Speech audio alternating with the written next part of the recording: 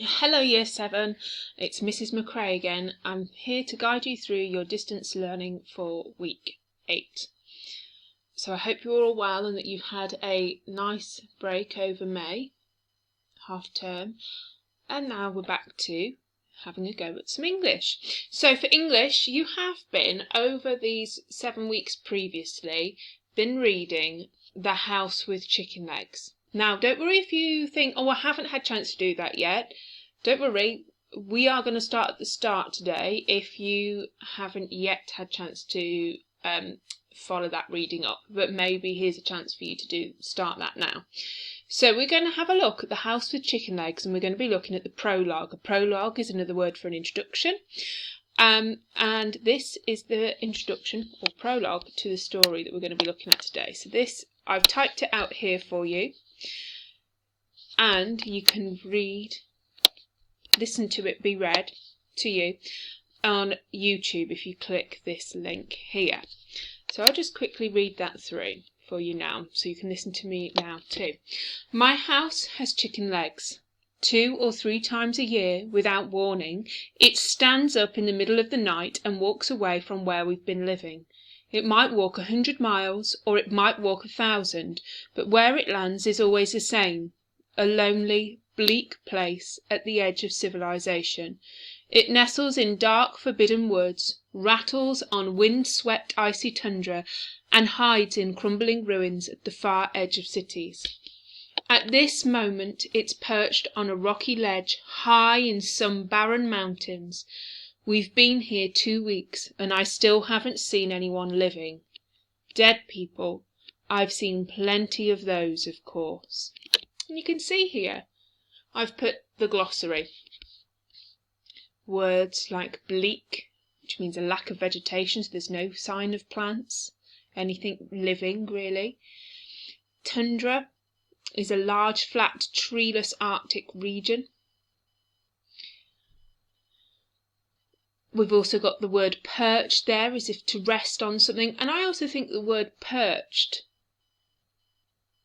suggests you're sitting on something maybe lightly, maybe ready to move, which is interesting that this house keeps moving, and the writer, Sophie Anderson, chose that word perched. And we've also got the word barren there, which means empty.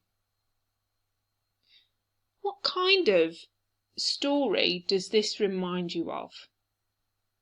If you were to think of a genre, sometimes a genre, like as a type of story, could be a romance story, a love story. This isn't a love story. Have a think. If you're with someone right now, or in your head on your own, think about what type of story, what genre of story this might be.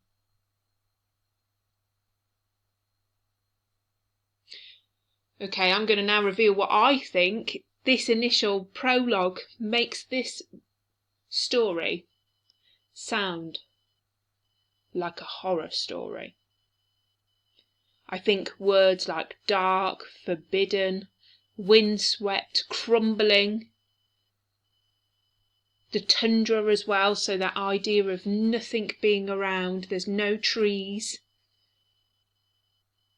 And I guess at the very end there's a big clue with the dead people. I've seen plenty of those, of course, which would be straight out of a horror story. Okay, so we're looking at a horror story potentially here. I'm only looking at the introduction. Those that have read further on, you may have now got a different idea of how that genre plays out, or different ideas, but we're just dealing with the introduction extract. So the first task you need to do for task 3 is draw an image of a house in a location suggested by the vocabulary in the extract. Label your drawing with the quotations from the text. Now, I have decided that to show you my drawing, I think you would all have a bit of a laugh. So I'm not going to show you any of my drawings today, but I decided to Google. If you look on Google, I put in house in tundra. Now, if we go back to our definitions, house in tundra is a large, flat, treeless Arctic region. So So if we go there, house in tundra. Now, I was really excited, and maybe you not so much, we'll see. There was obviously some real lifelike images here, which would help me because I can't draw, so I was going to maybe borrow one of them. Or there's ones that people have already put together on Minecraft that could be described as house in tundra. Or if you wanted to, you could make your own house in tundra on Minecraft, screenshot it, then label it with the vocabulary or with the quotations. Okay, so lots of different things. You could even make your house in tundra out of Lego and write the quotations next to it. Oh my goodness, if somebody does build their house out of Lego in this tundra, in this bleak wilderness, and puts the quotations next to it, I would love to see that image. Okay, so I am going to borrow, let's have a look. If I go to images, which house in tundra? Now, there is this idea of it being bleak as well, and for me, these are all very bright and sunny. But I do like the idea, so quite like this one here. So I'm going to borrow that one there.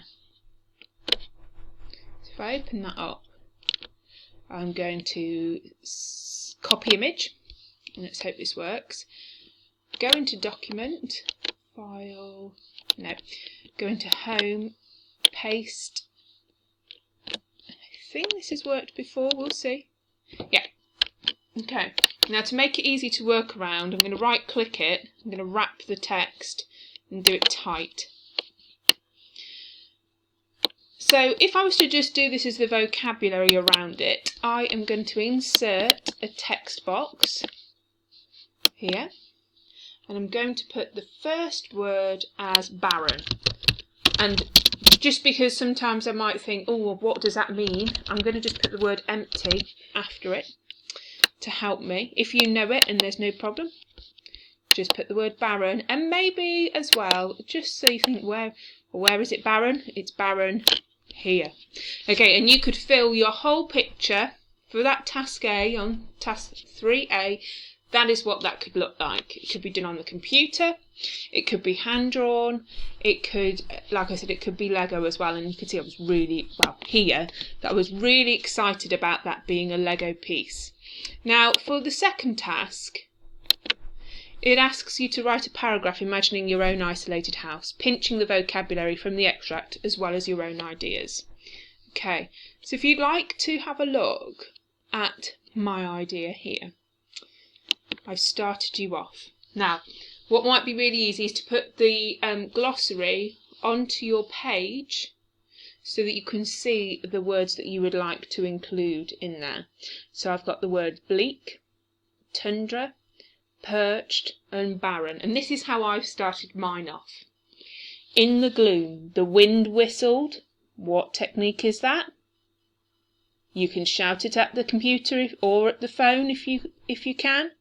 So in the gloom, the wind whistled is, that's right, alliteration, along the icy tundra. A house stood isolated in the bleak, we can see here, is the lack of vegetation and plants, wilderness. So that's my start of a story, borrowing parts that Sophie Anderson has written, and I would be really excited to see what you develop from that. You can pinch my first two sentences if you want. You can write your own paragraph completely without my input, but have a go at using this key glossary. Okay, so I will include my email again on the week 8 information, so that if you would love to share your pictures of your labelled landscape with the house in it, using that vocabulary of tundra, bleak, barren, windswept, the icy, you don't just have to use the bits in the glossary, use any of the wording from that extract. And then if you want to also share with me any of your paragraph, I really look forward to seeing what you've done, so please do share that with me, and I wish you all well. Hope that goes well for you, and I'll see you next week.